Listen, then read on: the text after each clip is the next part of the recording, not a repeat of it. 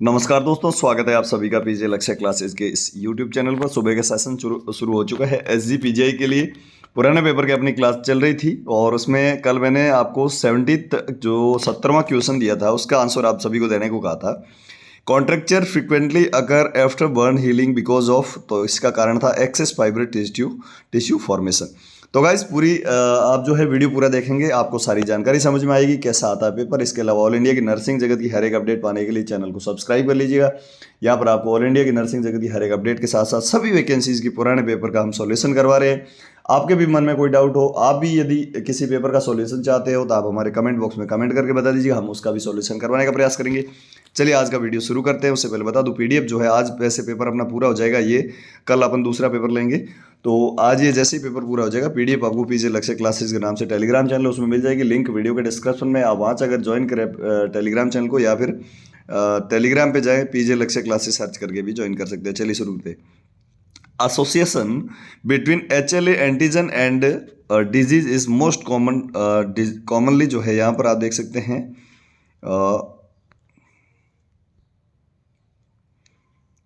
चलिए, HLA antigens and disease is most commonly found in what disease condition, यानी कि association between HLA antigen and disease most commonly found in what disease. तो इसका सही answer आप सभी को पता है, ऑटो इम्यून जो डिजीज होती है उसमें होता है ये सब। Next question, what is the most common cause of secondary immunodeficiencies. ये बहुत अच्छा क्वेश्चन है कि मोस्ट कॉमन कॉज क्या है सेकेंडरी इम्यूनोडेफिशिएंसी का। तो आज अपन थोड़ा सा जल्दी में ले लेंगे पूरा पेपर, और जहाँ भी ऑप्शन मुझे सही लगेगा वहाँ पर मैं आपको टाइम भी दूंगा। आप सब लोग कमेंट करें, वीडियो को लाइक और चैनल को सब्सक्राइब करें। तो मोस्ट कॉमन जो सेकेंडरी इम्यूनो होता है डिफिशियंसी, यानी कि जो है सेकेंडरी इम्यूनो डेफिशिएंसी जो होती है वो ड्रग्स के कारण होती है। ठीक है। Next question, if a person is having an acute rejection of a transplanted organ, ठीक है, which of the following drug would most likely to be used. बहुत अच्छा क्वेश्चन है। एक पर्सन है जो कि एक्यूट रिजेक्शन हो चुका है उसमें ट्रांसप्लांटेड ऑर्गन का, तो कौन सी ड्रग का यूज़ करेंगे आप? टेक्रोलिमस, साइक्लोस्पोरिन, या फिर जो है सेलसेप्ट, या फिर जो है डेक्लीजम्जुमेब। तो आप सभी को आंसर देना है, फटाफट से कमेंट कीजिएगा। सभी के बढ़िया, वेरी गुड, सभी को गुड मॉर्निंग। चलिए बहुत बढ़िया, सभी का आंसर आ रहे हैं। तो सही आंसर जो रहेगा वो रहेगा option D. Next question, the primary difference between benign and malignant neoplasm, यानी कि एक दो प्रकार के आप सभी को पता है ट्यूमर होते हैं, न्यूप्लाज्म होते हैं। न्यूप्लाज्म को ही ट्यूमर कहते हैं, ट्यूमर को ही आगे जाकर कैंसर कहा जाता है। तो प्राइमरी डिफरेंस क्या रहता है बिनाइन और मैलिग्नेंट ट्यूमर के बीच में? तो बिनाइन ट्यूमर जो होता है जो वहाँ मतलब जिस लोकल जगह पे होता है उससे आगे स्प्रेड नहीं होता है, और जो मैलिग्नेंट होता है वो ब्लड के थ्रू, लिम्फ के थ्रू, कहीं भी जो है बॉडी फ्लूइड के थ्रू जो है आगे स्प्रेड हो सकता है। तो इसमें जो है कैरेक्टरिस्टिक ऑफ टिश्यू इन्वेजिवनेस यही सेम है कि नए टिश्यू इन्वेजिव हो रहे हैं साथ में तो मैलिग्नेंट है, और पुराने ये एक जगह पे हैं तो बिनाइन है। ठीक है। Next question, if the blood plasma has a higher osmolarity then the fluid within a red blood cell, the mechanism involve in the equalizing is fluid concentration. बहुत बढ़िया क्वेश्चन है। एक ब्लड प्लाज्मा है जिसकी osmolarity जो है वो ज़्यादा है fluid with the red blood cell, ठीक है, यानी कि ब्लड प्लाज्मा की ज़्यादा है किसके कंपैरिजन में? रेड सेल के जो फ्लूइड है उसके कंपैरिजन में। द मैकेनिज्म, कौन सा मैकेनिज्म इन्वॉल्व होगा दोनों की कंसंट्रेशन को बराबर करने में? आप सभी को पता है जो हायर कंसंट्रेशन से लोअर कंसंट्रेशन की और जो मूविंग होती है वाटर्स की उसको ऑस्मोसिस कहा जाता है। तो इसका सही आंसर भी ऑस्मोसिस रहेगा, इक्वलाइजेशन ऑफ कंसंट्रेशन। ठीक है। Next question, which of the following symptoms should be watched for in patient receiving A loop diuretic. बहुत बढ़िया क्वेश्चन है। लूप डायूरेटिक्स का उदाहरण मैं आपको बता देता हूँ। लेसिक्स होता है, फ्रुसेमाइड आपने सुना होगा। तो उसका जो है कौन सा कह सकते हैं रिसीव करने के बाद में कौन सी कॉम्प्लिकेशन हो सकती है पेशेंट को? व्हाट फॉलोइंग सिम्टम हो सकते हैं? ठीक है। रेस्टलेसनेस एंड एजिटेशन, इसके अलावा पैरासिन्थेसिया, इसके अलावा increase blood pressure, weak irregular pulsation. तो बहुत बढ़िया, सभी का आंसर आना चाहिए। लूप डायूरेटिक लेने के कारण कौन सा सिम्टम आ सकते हैं अर्ली फेज में? तो सही आंसर जो रहेगा वो वीक इरेगुलर पल्सेशन रहेगा। आप सभी को पता है डायूरेटिक जो है बॉडी से फ्लूइड को बाहर निकालने के लिए किया जाता है। जब ज़्यादा डायूरेटिक ली जाती है तो फ्लूइड बाहर ज़्यादा जाता है, तो ब्लड में जो फ्लूइड की मात्रा कम होती है, इसके कारण जो पल्सेशन है वो वीक हो जाती है, इरेगुलर हो जाती है, और हाइपोवोलेमिया हो सकता है और हाइपोटेंशन हो सकता है। Next question, which of the following should be watched for in a patient who has just undergone a total thyroidectomy? बहुत बढ़िया, ये क्वेश्चन बहुत अच्छा है कि विच of the following should be vast for, कौन इसमें से जो है क्या देखा जाना चाहिए पेशेंट का जो कि अभी टोटल थायराइड, जिसकी थायराइड ग्रंथि को ही हटा दिया गया है, उसको जो है अपना अर्ली इंटरवेंशन क्या रहने वाला। बहुत बढ़िया, सभी का आंसर मैं बता देता हूँ, ये इंपॉर्टेंट क्वेश्चन है। इसमें क्या हो सकता है, weight gain, depressed reflex, positive Chvostek's sign, या फिर पर्सनैलिटी चेंजेस हो सकते हैं। तो तीनों में से, चारों में से कौन सा होगा, तो सही आंसर पॉजिटिव चोस्टेक्स साइन होगा। हो सकता है कि फेशियल मसल में जो है कह सकते हैं कहीं पर फेशियल नर्व में इंजरी हो, या फिर जो है कैल्शियम की मात्रा कम हो थायराइड की हटाने के कारण, जिसके कारण जो है फेस में अपन टच करते हैं तो वहाँ पर जो है कॉन्ट्रैक्शन देखने को मिलता है, उसे चोस्टेक्स जो है साइन कहा जाता है, टोटल थायराइडेक्टमी में देखा जाता है। Next question, which of the following surgical procedure involve removal of body organ. Surgical procedure जो है तो इनमें से जो नीचे 4 प्रोसीजर दे रखे हैं उनमें से किसमें ये बताया गया है कि बॉडी ऑर्गन को जो है रिमूव कर दिया गया है। ट्रैकियोस्टोमी, ट्रैकियोस्टोमी नहीं होता है, ट्रैकिया में जो है ओपनिंग की जाती है उसको कहते हैं ट्रैकियोस्टोमी। लेप्रोटोमी भी नहीं है। मेमोप्लास्टी मतलब जो ब्रेस्ट टिश्यूज़ होते हैं उनको जो है रिपेयर किया जाता है, उनको मेमोप्लास्टी कहा जाता है। लेकिन मस्टेक्टमी ये सबसे इंपॉर्टेंट और ये सही है कि ऑर्गन को हटा दिया जाता है, ठीक है, मस्टेक्टमी में। Next question, the cause of एक्रस सेनिलिस, बहुत बढ़िया क्वेश्चन है। एक्रस सेनिलिस का जो है कॉज क्या है, कॉज ऑफ आर्कस सेनिलिस, तो सही आंसर जो रहेगा कोलेस्ट्रॉल डिपॉजिट के कारण आर्कस सेनिलिस होने के चांसेस रहते हैं। What is the cause of presbyopia, presbyopia होने का कारण क्या है, बहुत बढ़िया क्वेश्चन है ये भी।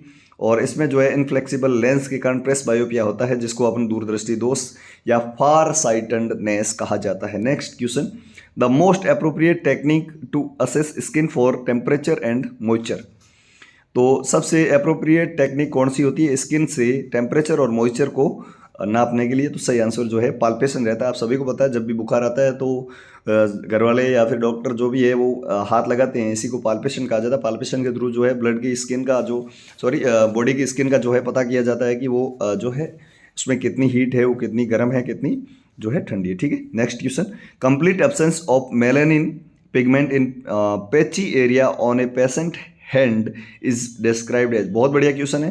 कंप्लीटली एब्सेंस ऑफ मेलानिन एक पिगमेंट होता है, वर्णक होता है, जो कि कह सकते हैं कि स्किन का जो कलर है उसी के कारण होता है। मेलानिन पिगमेंट कहाँ पर नहीं है, patchy area of a patient's hand, तो हैंड के जो पेची एरिया होते हैं वहाँ पर यदि ये मेलानिन पिगमेंट है वो कंप्लीटली एब्सेंट है तो इस कंडीशन को क्या कहा जाएगा, इसको कहा जाएगा विटिलिगो, ठीक है, विटिलिगो याद रखना, ये बहुत अच्छा टर्म है vitiligo. 83, what instruction will you given to a patient after a chemical peels, chemical peel हो गया किसी पेशेंट को तो उसको आप क्या इंस्ट्रक्शन देंगे। सभी लोग जो भी देख रहे हैं फटाफट से कमेंट करें, वीडियो को लाइक और चैनल को सब्सक्राइब करें, अपने दोस्तों को शेयर करें। यहाँ पर आपको ऑल इंडिया की नर्सिंग जगत की हर एक अपडेट के साथ साथ जैसे ही कोई वैकेंसी आती है सभी की अपडेट मिलती रहती है। आप सभी को पता है पीजे लक्ष्य क्लास इसीलिए तो फेमस है। इसके अलावा हम जो है आपके लिए अभी बेस बना रहे हैं, पुराने सारे के सारे जो भी आप मांगोगे उसके एग्जाम के पुराने पेपर अभी सॉल्यूशन करवा रहे हैं। बहुत जल्द 1 महीने के अंदर अंदर स्मार्ट बोर्ड के माध्यम से, बहुत बड़ी फैकल्टी के माध्यम से पीजे लक्ष्य क्लासेस टॉप पे होगा देश में, ये भी आप देख लेना। आप भी चैनल को सब्सक्राइब करें, इस परिवार का हिस्सा बने। चलिए इसका सही answer avoid sun exposure, exposure में नहीं आना, सन एक्सपोजर में नहीं आना यदि आपको केमिकल पील हो रखा है, ठीक है। Next question, childhood atopic dermatitis is commonly seen in which body area, यानी कि चाइल्डहुड में बच्चा जो होता है उस टाइम बचपन में एटोपिक डर्मेटाइटिस होता है, वो कॉमनली किस बॉडी एरिया में देखने को मिलता है। आज थोड़ा सा जल्दी में हूँ इसलिए जो पेपर को भी पूरा करवाना है तो जल्दी जल्दी मैं आपको आंसर बता देता हूँ। एंटी क्यूबाइटल स्पेस में जो है देखने को मिलता है। Next question, which of the following parameter is commonly use to assess frequency of fluid replacement in patient with burn, बहुत बढ़िया क्वेश्चन है ये। कोई पेशेंट जो है बर्न का है उसमें फ्लूइड रिप्लेसमेंट थेरेपी आप देख रहे हैं तो उसका जो है असेस कैसे करेंगे कि पैरामीटर कैसे क्या है कॉमनली असेस करने के लिए, एडिक्वेसी ऑफ फ्लूइड रिप्लेसमेंट, तो इसमें यूरिन आउटपुट को आप देख सकते हैं। Next question, which of the following is an earliest manifestation of inadequate oxygenation, ये बहुत बढ़िया क्वेश्चन है। Diaphoresis, cyanosis, restlessness and hypotension, तो सही आंसर बताना है कि शुरुआत में जैसे ही इनएडुकेट यानी कि ऑक्सीजन की पर्याप्त मात्रा नहीं मिलती है तो सबसे पहला साइन, अर्लीस्ट साइन क्या आता है, डायफोरेसिस जिसको पसीना कह सकते हैं, साइनोसिस यानी कि जो है शरीर का कलर या फिर स्किन का कलर जो है नीला ब्लूइश हो जाता है, या फिर रेस्टलेसनेस, या फिर बीपी का कम होना, हाइपोटेंशन। तो इसका सही आंसर रेस्टलेसनेस ही होगा। साइनोसिस लेटर कंडीशन होता है, जो भी साइनोसिस देख कह रहे हैं वो थोड़ा सा दिमाग को जो है एक बार स्टेबल करेंगे तभी पता चलेगा। शुरुआत में जो है यदि आपको सांस रोक दी जाए, ऑक्सीजन नहीं दी जाए, तो आपको रेस्टलेसनेस होगी, नहीं कि शरीर आपका ब्लू होगा। ठीक है, next question. A diagnostic procedure which involve removal of pleural fluid for analysis. बहुत बढ़िया क्वेश्चन है ये एक डायग्नोस्टिक प्रोसीजर होता है विच इन्वॉल्व, जो कि इन्वॉल्व करता है removal of pleural fluid, pleural cavity का जो फ्लूइड है उसको बाहर निकाल के एनालिसिस करते हैं, उस कंडीशन को कहते हैं थोरासेंटेसिस। प्लूरल कैविटी कौन सी होती है? जिसमें फेफड़े होते हैं। ठीक है, next question. Which of the following help to identify false chest in a patient with chest trauma. बहुत बढ़िया क्वेश्चन है।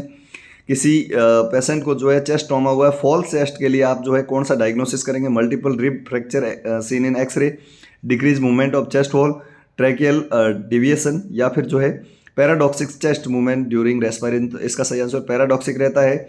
जब भी किसी के पेशेंट को जो है चेस्ट का ट्रॉमा होता है, रिबगेज का ट्रॉमा होता है, फ्लेल चेस्ट होती है, उसमें अपन जो नॉर्मली सांस लेते हैं तो अपना जो रिबगेज है वो ऊपर आता है, लेकिन पेशेंट जो जिसके फ्लेल चेस्ट है उसमें यदि सांस इंस्पायरेशन के समय जो है उसकी रिबगेज नीचे जाती है और एक्सपायरेशन के समय ऊपर आती है, इसको को जो है paradoxic chest movement during respiration कहा जाता है। Next question 89।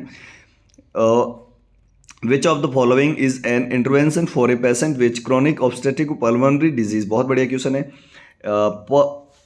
इसमें जो है pursed lip breathing, chronic steroid therapy, या हाई फ्लो ऑक्सीजन, या high carbohydrate diet. Which of the following intervention of for a patient chronic obstructive pulmonary disease है, तो उसका कौन सा जो है आपको इंटरवेंशन करना है? सही आंसर जो इसका रहेगा क्रॉनिक स्टेरॉइड थेरेपी, या फिर पर्स्ट लिप, कौन सा है? पर्स्ट लिप ब्रीदिंग करवाना होगा उसको। Question number 19। Which of the following is a normal finding obtain during lymph node palpation. बहुत बढ़िया क्वेश्चन है।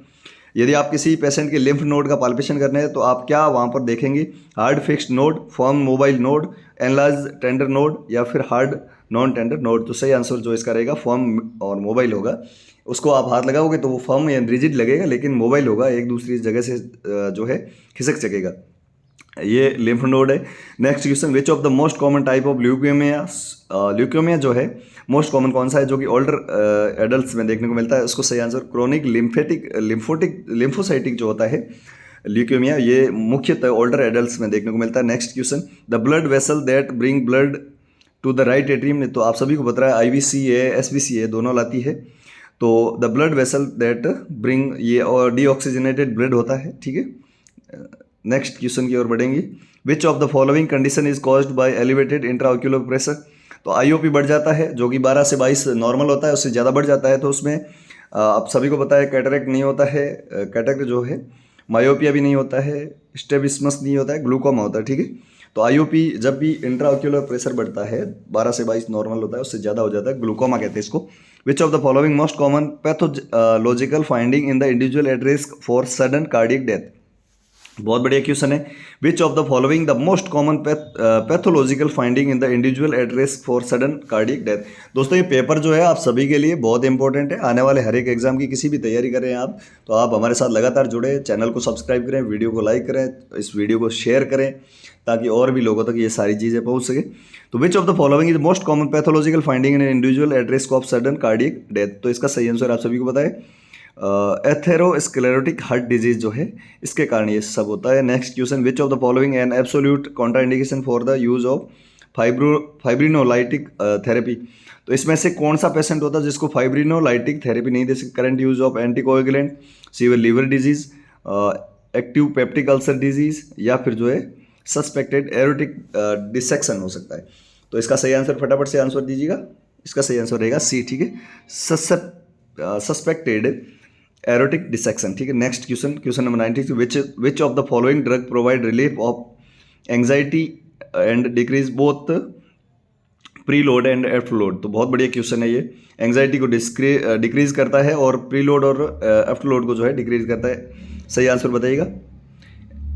एमरिनॉन, मॉर्फिन सल्फेट, फ्रुसेमाइड, या फिर जो है डोबुटामाइन। तो सही आंसर आप सभी को देना है, फटाफट से आंसर। वेरी गुड, बहुत बढ़िया।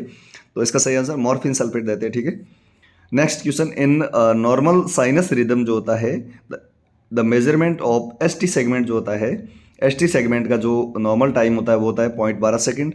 The ECG monitor of a patient admitted with the myocardial infarction MI हो चुका है, यानी कि उसका हार्ट फेलियर हुआ है। सो वेंटिकुलर बिना यहाँ पर जो है बिगे भी नहीं। What is the nurse responsible in this situation, तो नर्स को क्या करना चाहिए, तो नर्स जो है assess the patient for response, ठीक है, पेशेंट का रेस्पॉन्स देखेगी। What is the usual treatment of Raynaud's phenomenon, बहुत बढ़िया क्वेश्चन है। रेनॉड्स का जो फिनोमेनन है उसका यूजुअल ट्रीटमेंट क्या होता है, 99 क्वेश्चन का आंसर दीजिएगा फटाफट। कैल्शियम चैनल ब्लॉकर देते हैं, सीसीबी, ठीक है। नेक्स्ट क्वेश्चन, आज के दिन का लास्ट क्वेश्चन और इस पेपर का भी लास्ट क्वेश्चन है। A patient is admitted with A diagnose of diarrhoea with dehydration, diarrhoea हुआ है, dehydration, what could be cause of increase peristalsis result in diarrhoea, तो इसका सही आंसर जो है पैरासिम्पेथेटिक स्टिमुलेशन के कारण पेरिस्टालसिस बढ़ा है, जिसके कारण डायरिया हुआ है, डिहाइड्रेशन हुआ है। तो गाइस आपको कैसी लगी क्लास कमेंट बॉक्स में बताएं। वीडियो पसंद है वीडियो को लाइक हो, दोस्तों को शेयर करें, चैनल को जरूर सब्सक्राइब करें। ऑल इंडिया की नर्सिंग जगत की हर एक अपडेट आपको यहाँ पर मिलती रहती है। इसके अलावा जो भी आप बोलोगे उस पेपर का जो सॉल्यूशन इस चैनल पर आपको मिलेगा, जिससे कि पता चलेगा आपको कि कैसे आते हैं पेपर एग्जाम में। मिलते हैं अगले वीडियो में, बने रहे हमारे साथ। SGPGI का आज एक पेपर कंप्लीट हो चुके हैं, 5 क्लासेज हम ऑलरेडी डाल चुके हैं। इससे पहले ESSC DSSB और CHO के भी पुराने पेपर की क्लासेज हमने जो है हमारे प्लेलिस्ट जो सेक्शन है उसमें जाकर आप देख सकते हैं। तो guys thank you so much.